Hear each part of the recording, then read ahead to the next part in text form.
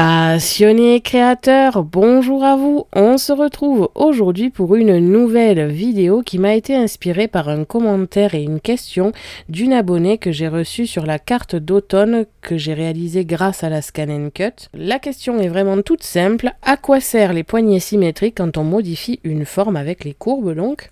Il est vrai que je vous fais toujours désactiver cette fonction sans réellement vous avoir expliqué à quoi ça pouvait servir, dans quel cas l'utiliser, dans quel cas il ne vaut mieux pas l'utiliser et qu'est-ce que ça va réellement changer sur deux courbes similaires. Et c'est ce que l'on va voir aujourd'hui. Cette vidéo sera donc que sur Canva Workspace et nous allons voir un petit peu les différentes situations que vous pourriez rencontrer. À savoir, je suis sur la version 2.5 et non la version 2.6. En principe, pour cette utilisation-là, il n'y aura pas de différence. Cependant, si vous en remarquez, déjà, premièrement, n'hésitez pas à le dire en commentaire. Ça me permettra de savoir qu'il y a des différences. Et surtout, ça peut permettre à d'autres personnes sur la version 2.6 de le savoir aussi. Mais en principe, à ce niveau-là, il n'y a rien qui a changé sur la version 2.6. Nous allons prendre un carré tout simple, car c'est sur ce genre de motif que nous allons voir un petit peu la différence. Honnêtement et concrètement, cette vidéo va vous permettre de faire quelques petites utilisations, de tester des choses que je vais tester avec vous aujourd'hui. Mais réellement, pour apprendre à utiliser les poignées symétriques, pour apprendre à les désactiver ou les activer dans certains cas, finalement, c'est vous qui allez vraiment vous entraîner. Personnellement, j'ai mis environ 1 an à savoir m'en servir correctement, tout simplement parce que les premiers temps, je ne savais même pas que cette fonction existait. Donc, je faisais avec les moyennes du bord et je faisais le point par point et les courbes avec les poignées symétriques et je me suis pris la tête un nombre incalculable de fois tout simplement parce que je n'arrivais pas à faire ce que je voulais. Ça ne me paraissait pas logique de les utiliser comme ça. Je souhaitais faire des pointes mais on ne pouvait pas. Je souhaitais faire une courbe d'un côté mais pas de l'autre et on ne pouvait pas.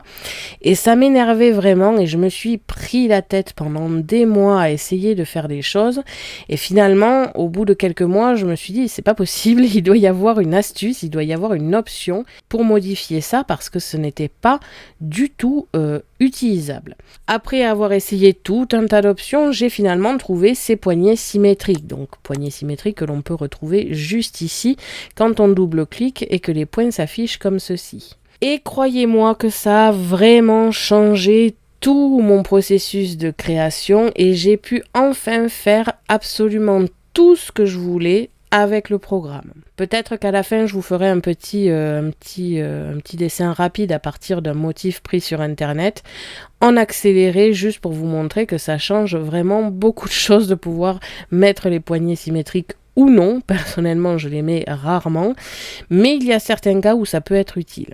Donc, tout ça pour vous dire que finalement, je ne vais pas réellement vous donner d'astuces pour apprendre à les utiliser, parce que c'est vraiment en vous prenant la tête que vous allez arriver et comprendre à quoi ça sert. Cependant, aujourd'hui, je vais vous montrer un petit peu les différences que vous allez aussi pouvoir reproduire chez vous, et donc ça va vous permettre d'un peu plus comprendre à quoi ça peut servir. Je vous le montre ici avec un carré parce que c'est vraiment le plus frappant étant donné qu'il y a des angles bien droits et que quand j'utilise les courbes avec ce genre de forme, j'ai envie de garder certains angles bien droits. Je vais donc prendre ici tous les points, les mettre en courbe. Déjà, premièrement, on va tout mettre en courbe. Ensuite, je vais venir rajouter ici des points au centre. Donc voilà, j'ai un carré tout simple, j'ai mis des courbes sur la totalité des côtés et j'ai rajouté 3 points en plus au centre. Pour l'instant, je vais laisser les poignées symétriques pour vous montrer un petit peu ce que ça donne ici au centre. Je ne touche pas aux angles pour l'instant, ça sera dans la suite de la vidéo parce qu'on va dire que c'est là que c'est vraiment le plus frappant.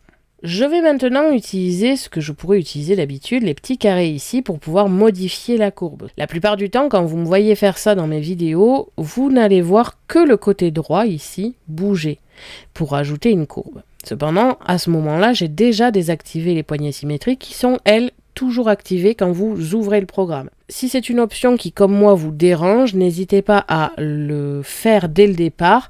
Enlevez les poignées symétriques pour pouvoir faire vos modèles. Et tant que vous ne fermez pas le programme, ça restera désactivé. Par contre, à la prochaine ouverture, ça se réactivera. Donc, c'est une petite habitude à prendre. Quand vous touchez aux courbes, pensez à enlever ces poignées symétriques. Ici au centre, on va vouloir faire une vague et là par contre, ça va être vraiment très pratique d'avoir les poignées symétriques, on va avoir quelque chose de très joli.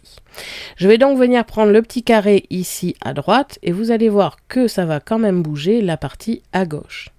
Je le prends et comme on peut le voir, c'est symétrique. C'est-à-dire que le motif que j'ai fait ici à droite est exactement le même que celui qui s'est fait à gauche automatiquement. Et bien sûr, ça va dans tous les sens. Vous pouvez le voir avec les poignées symétriques, cela me permet de faire une vague vraiment très facilement. Ce n'est absolument pas impossible de reproduire le même style en bas, comme je vais le faire ici, sans les poignées symétriques. Cependant, c'est quand même beaucoup plus facile de le faire avec les poignées symétriques et c'est une des grosses utilisations pour lesquelles je vais les garder. Il y a très peu de motifs sur lesquels je vais garder les poignées symétriques, mais les vagues, c'est vrai que ça permet de faire quelque chose de très joli, de naturel, mais de fait très facilement. Je vais maintenant les désactiver et essayer de reproduire la même chose en bas. Je vais venir bouger encore une fois que le motif à droite et cette fois-ci ça ne va rien bouger à gauche. Si je viens ici faire ma courbe, comme vous pouvez le voir, ça ne bouge que le motif à droite. Vous pourriez me dire que dans ce cas-là, ce n'est pas forcément utile et il est vrai que pour une vague, vous pouvez très bien utiliser les poignées symétriques, c'est totalement faisable et c'est d'ailleurs la plupart du temps ce que je fais. Cependant, c'est pas impossible de reproduire ce motif avec les poignées symétriques désactivées. Cependant, ça va demander un petit peu plus d'expérience et de temps.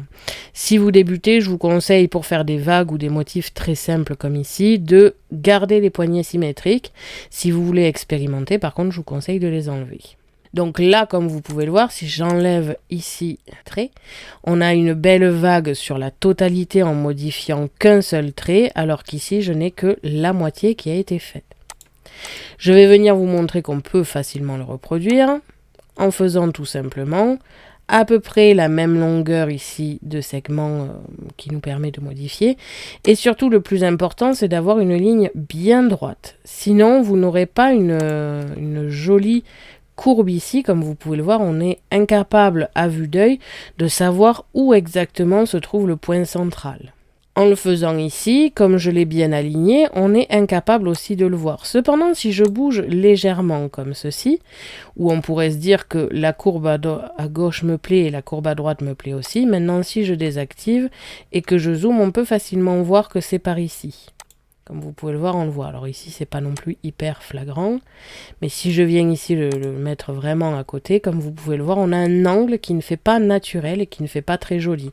Contrairement à en haut où ça n'arrive jamais. Donc voilà, c'est un petit peu d'expérience à avoir, d'avoir quelque chose de bien droit, d'avoir quelque chose qui fait à peu près la même taille, et vous aurez à peu près le même résultat. Ici, j'ai à peu près quelque chose de symétrique, ça ne sera jamais totalement symétrique, parce qu'il faudrait pouvoir mesurer ce qui est impossible de faire avec cette option. Mais dans l'idée, on a quand même quelque chose qui est très ressemblant. C'est totalement possible de le faire sans, et c'est d'ailleurs pour ça que la plupart du temps je les désactive, parce que le plus gros de mon motif que je vais vouloir faire, je vais vouloir enlever ces poignées symétriques, et finalement si j'ai qu'un segment que je veux garder avec les poignées symétriques, alors dans ce cas-là, je le fais à la main comme ça.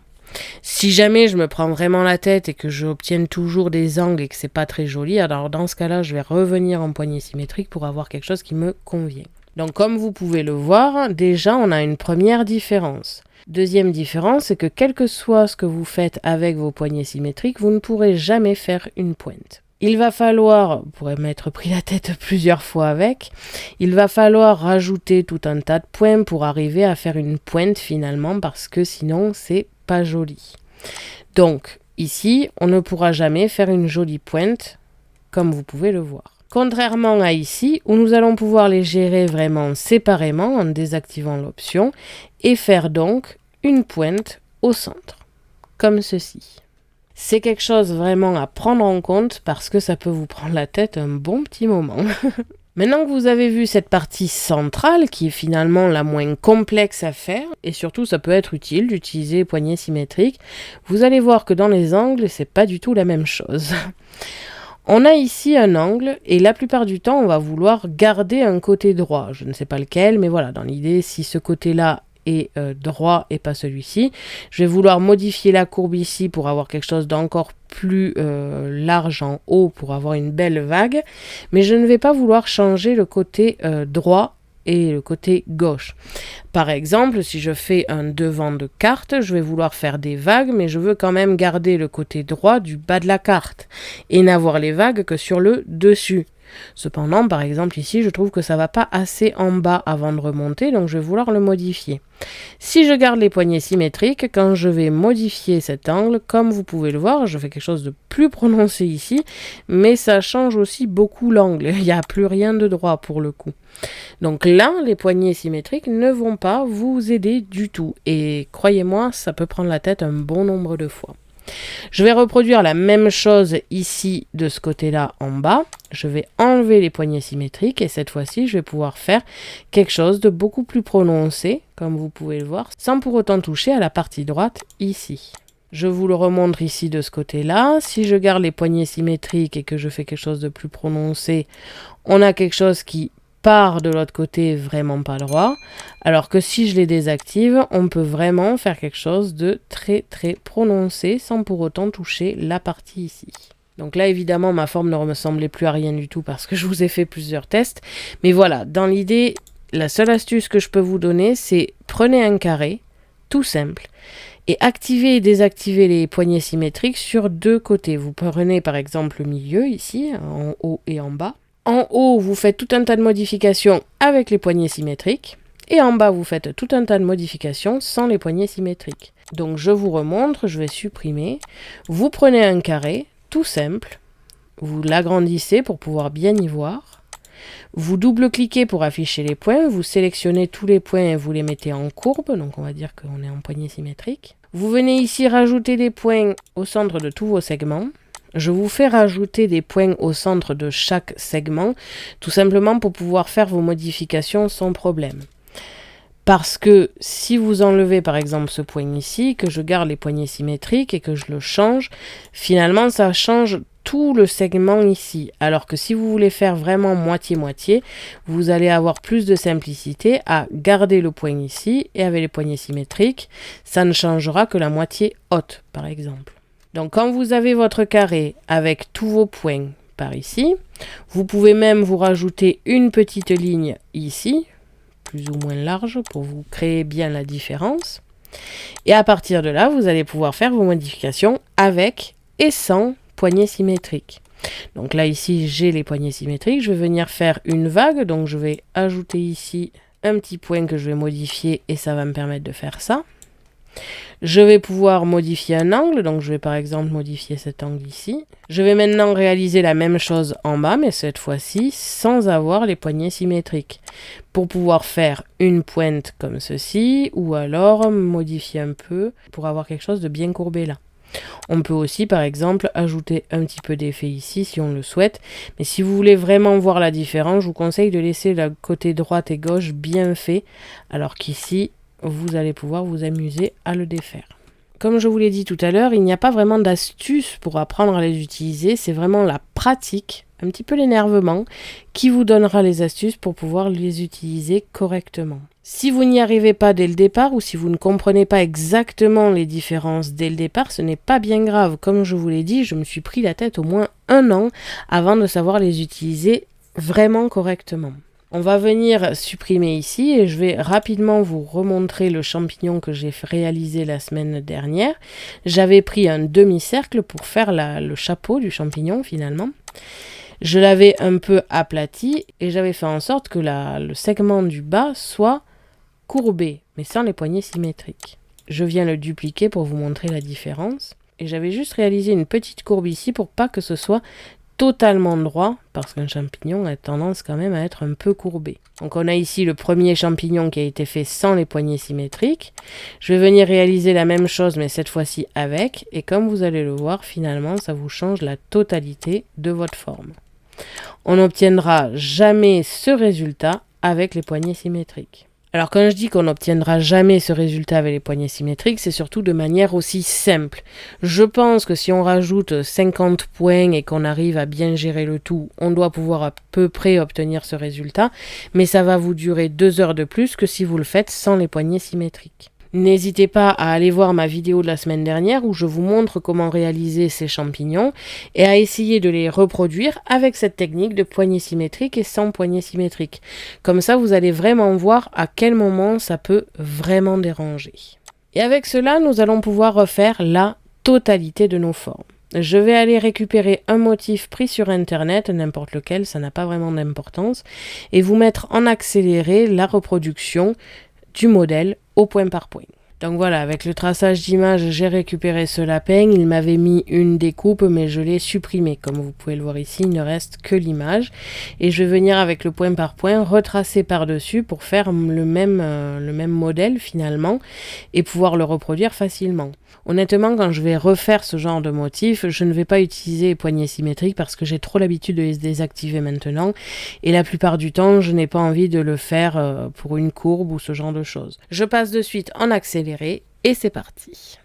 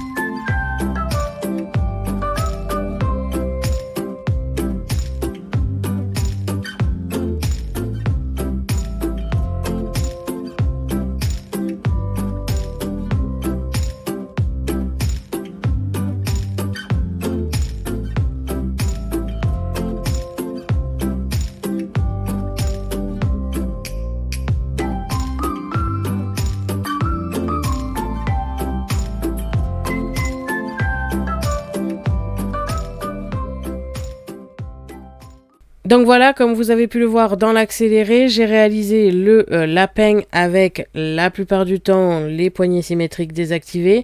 Finalement, le seul endroit où je l'ai activé, c'est ici pour l'oreille. Ça peut être utile pour faire quelque chose qui est vraiment bien arrondi sans trop se prendre la tête, surtout si vous débutez. Par contre, pour le reste, étant donné qu'il est constitué de beaucoup d'angles et de beaucoup de pointes, forcément, ça va poser problème, comme je l'ai précisé dans la vidéo.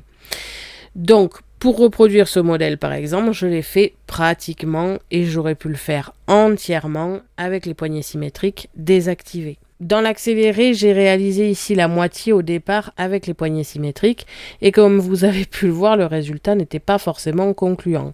À la base, je voulais le laisser comme ça, mais ça me faisait trop de peine, alors j'ai préféré le terminer. Pour faire ce genre de courbe ici, en ayant des angles avec les poignées symétriques, la seule solution sera de rajouter des points en plus. Le problème par contre, c'est que pour des motifs très complexes, ici c'est un lapin, si on utilise cette découpe, ce n'est pas forcément grave s'il y a beaucoup de points, mais si c'est un motif très complexe, qu'il y a beaucoup de points déjà de base et qu'en plus vous doublez les points pour pouvoir utiliser les poignées symétriques, ça va mettre beaucoup de temps à s'afficher sur le programme, surtout si vous avez un ordinateur assez ancien et même pour la machine, ce n'est pas toujours évident pour elle de comprendre tous les points, ça va lui faire des découpes très particulières. Pour la machine et même pour nous sur le programme, c'est beaucoup plus confort d'avoir peu de points comme ici. Imaginez que si j'utilise les poignées symétriques, il va me falloir le double de ces points, tout simplement parce que je vais en rajouter à des endroits où ici je n'ai pas eu besoin de l'ajouter. Par exemple, pour l'angle, j'aurais pu faire en sorte de mettre un point ici au centre, je vais vous le montrer. Je vais rajouter un point ici au centre, je vais utiliser les poignées symétriques. Donc pour l'angle, j'aurais dû mettre ici très peu, voire pas du tout d'angle. Et avec les poignées symétriques, je viens ici rajouter et faire mon arrondi. J'aurais dû faire exactement la même chose ici, je rajoute donc un point, je fais un bel arrondi, ici je viens enlever les petits carrés pour pas que ça dérange, je rajoute un point ici, que je viens arrondir correctement et ainsi de suite sur la totalité. Donc là pour le coup c'est totalement possible, cependant vous pouvez voir qu'il y a déjà 2 points de plus que du côté droit. Comme je vous l'ai dit tout au long de cette vidéo, essayez-vous de votre côté. Si vous débutez avec un carré tout simple du programme directement, faites vos modifications comme je vous l'ai montré dans la vidéo et regardez ce que vous pouvez faire ou non. Si vous avez déjà un peu expérimenté, mais que vous avez encore un petit peu du mal à comprendre en quoi ça peut vous être utile, prenez un motif tout aussi simple que le lapin, pas besoin de partir dans un motif complexe parce que sinon ça va vous durer beaucoup de temps pour finalement beaucoup d'énervement et ne pas arriver à intégrer ce que j'ai essayé de vous dire ici. Donc prenez un motif très très simple, sans trop de décoration, juste ici un contour et essayez de le reproduire. Le mieux aussi pour pouvoir bien expérimenter, c'est de dupliquer ce dessin, de le reproduire une fois avec les poignées symétriques activées et une fois avec les poignées symétriques désactivées. Et vous verrez qu'au fur et à mesure, vous allez être plus à l'aise sans avoir activé cette option qu'avec l'option activée. Donc voilà, cette vidéo est maintenant terminée, j'espère qu'elle vous aura plu et surtout qu'elle vous aura permis de comprendre un petit peu mieux les poignées symétriques. Merci à tous d'avoir regardé ma vidéo, n'hésitez pas à me poser des questions ainsi qu'à me dire en commentaire ce que vous avez pensé de ce tutoriel. Je vous invite à me suivre sur mon blog ainsi que mes réseaux sociaux que vous pouvez retrouver dans la description de la vidéo. À la prochaine pour de nouvelles créations.